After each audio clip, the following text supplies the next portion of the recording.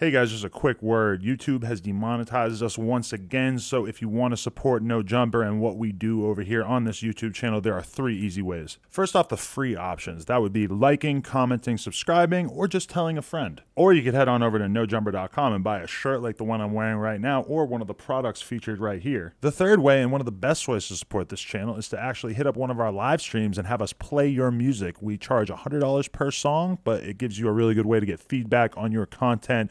Plus, it really helps keep us making content since we can rely on those donations. The podcasts don't always make so much money, but those help a lot. So appreciate everybody for supporting. Let's get right into this content.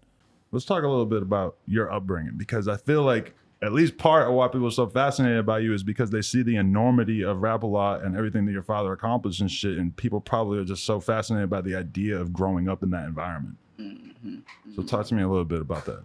I mean, we come from the school of hard knocks. Like, something that I value about my family and my upbringing is the respect. Like, that's something that we demanded.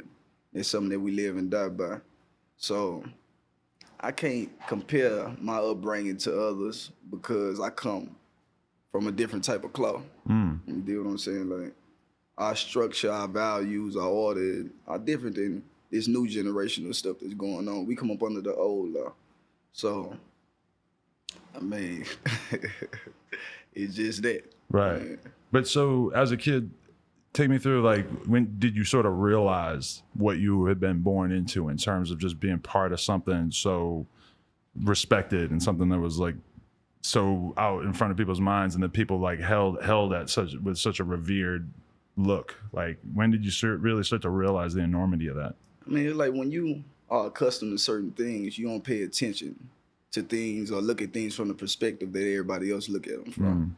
So I knew my family was respected. I knew the values, but it took me to become an adult, a man, to be able to understand it fully. You did. So, man, that's just that, man.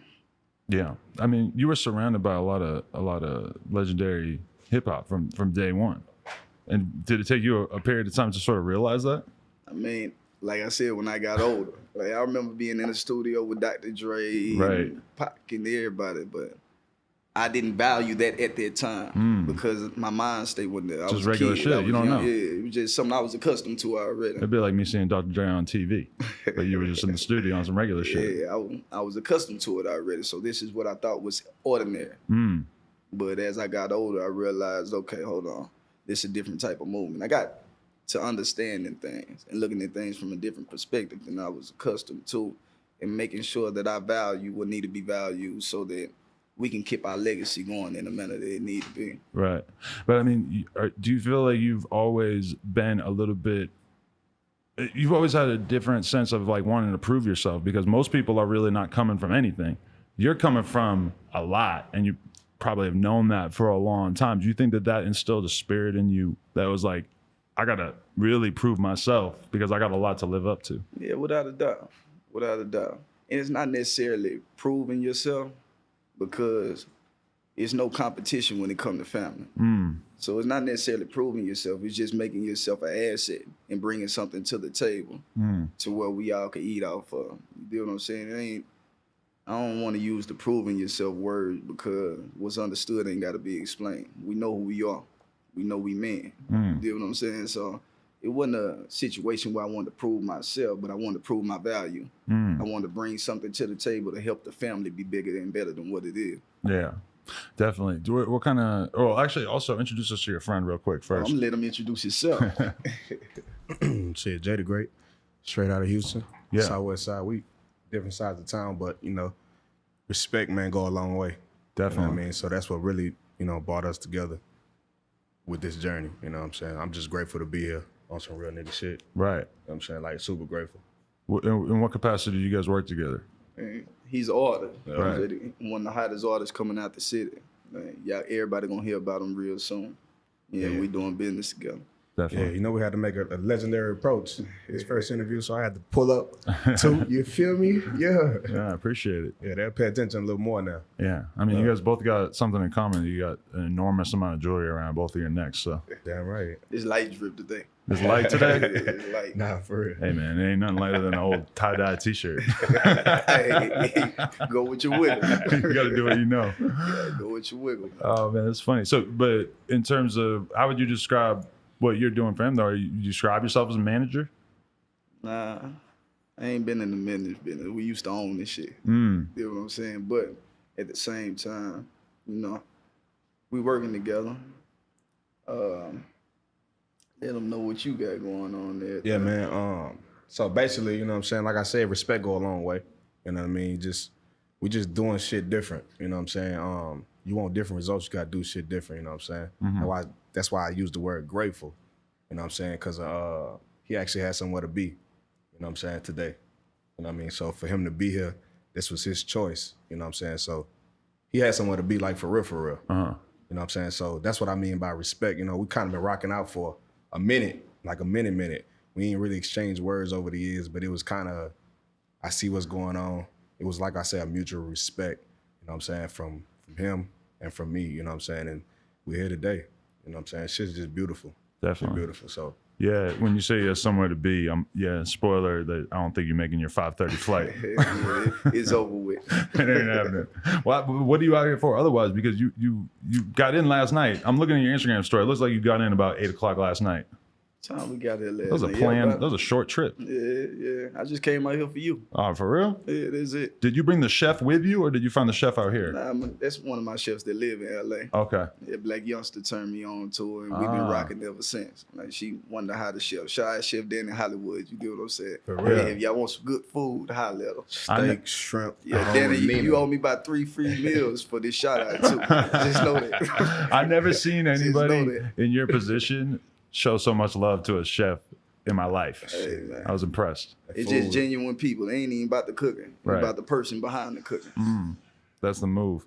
Talk to me about this. When you first, like, what would you consider your first entrepreneurial venture? In the sense of, like, really deciding, like, okay, this is something I'm going to really start dumping my attention into. I mean, I say that they started as a child because I come up under it. I come up under entrepreneurship, and I got the best teacher in the game. So it's not a point that I just realized. I just knew I always had the hustle and drive in me. So, yeah. Because, like, when we look at your family lineage, like, when we look at your dad, like, he's just had his hand in so many different things and, like, been able to be successful with so many different things that is kind of shocking. It's like, it almost seems like, from your perspective, it's got to be kind of like a big decision just to decide what you even want to decide, what is worth your time. Because there are, like, you were kind of raised that way, that there's, like, a lot of different ways to make a living. Yeah, without a doubt. We're going to keep our portfolio as diversified as possible. So it's a bunch of avenues for revenue. Yeah, that's facts. It was never a point that I just snapped into it and was like, I want to be a businessman or I want to be one of the top entrepreneurs. Now, that was something that he distilled in us as kids. So it was just in us. He just grew and got bigger and bigger as we got older. Definitely. Yeah, what kind of game did your father put you on? It must be kind of wild growing up, getting game from somebody that has seen and done so much. It was the real guy. Yeah. The real is it. It's one thing about my father is it doesn't matter if you're family or you're someone else that we don't know. Right is right and wrong is wrong, and he distilled that in us. It doesn't matter. So he correct me the same way he'll correct somebody that he might be a situation with. Right. So it's all the same thing. Like, his values are his values regardless of who you are. And he distilled that in us. Definitely. I know I kind of asked you this about just growing up around all this shit in general, but was there a moment when you sort of realized the way that people revered your father and how much respect that he had? Because that alone, it kind of stands alone in rap. Like, there's certain people that you might look at, like a Dr. Dre or a Drake or some shit, who just have, like, unbelievable, enormous amounts of respect. But to see someone who's, like, a non-artist to be treated in the way that your father does, this is a very unique thing. Yeah, without a doubt. And it's a different type of respect also. This is true. It's a different type of respect. But, I mean, I'll say my middle school days, I started to realize, okay, yeah, this is a serious guy. Yeah. I knew it already because it's my father, but just to see the respect that the world gave him made me realize, okay, yeah, it's something bigger than what I was in tune to from my dad. Yeah. Yeah, like it's a way bigger picture. And as I got older, I got to understand that picture better. For sure. Did you want to be an artist at some point? Probably people have been asking you for years if you wanted to, huh? I'm gonna keep it real with you.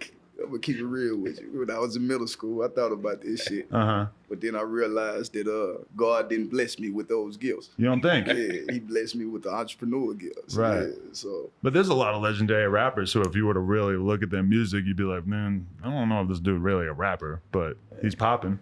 I just know how to stay in my lane. And that wasn't my lane. I thought about it. People trying to convince me to do it till this day. It just ain't my lane. I like to, yeah. I feel the same way. How did Houston shape you? How did Houston make you the man that you are today? Oh, man, it's a tough one. Houston molded me. Like, that's my land. That's what I represent everywhere I go. I can't necessarily say how it shaped me because So diverse. I feel like my family shaped me because there's a bunch of people from Houston that ain't got the same views or values that I have. So I ain't gonna say necessarily the city shaped me. It's just what you come up under, your environment in the city. And I just so happen to come up under, the really shit. Definitely. Just a side note, more recent thing. What's up with this video I seen you doing with Lil Baby the other day on the story? We had Lil Baby in the trenches, man. Yeah, Lil I know. Baby came to my hood, Fifth Ward. Shout out Lil Jeremy Gas Gang. It was his video shoot. Chances make champions. Yeah, we took Lil Baby to the hood. He was in the middle of the trenches. And it was up. But Lil Baby a good nigga. I fuck with him. What's your perspective on the hood at this point, though? Because you don't got to go there, but you got love for it enough to the point where you still feel the need to stop by and everything? Man, yeah, without a doubt. You never can forget where you come from. And that's something that my old man instilled in me also. That never forget where you come from. Like every year for my birthday, I have a block party in Fifth Ward, in the middle of Fifth Ward. I don't know if you've seen the footage or not, but it be thousands of people in the middle of my hood. And Drake, them been Meek, them been Ross, them been Chris Brown, Tiger, like the name, Black Youngster, Moneybag, like the name, Lil Kim, it go on and on. Right. Everybody come out every year. But I feel like it's important to share experiences and to give back to those who might not be able to receive it on their own.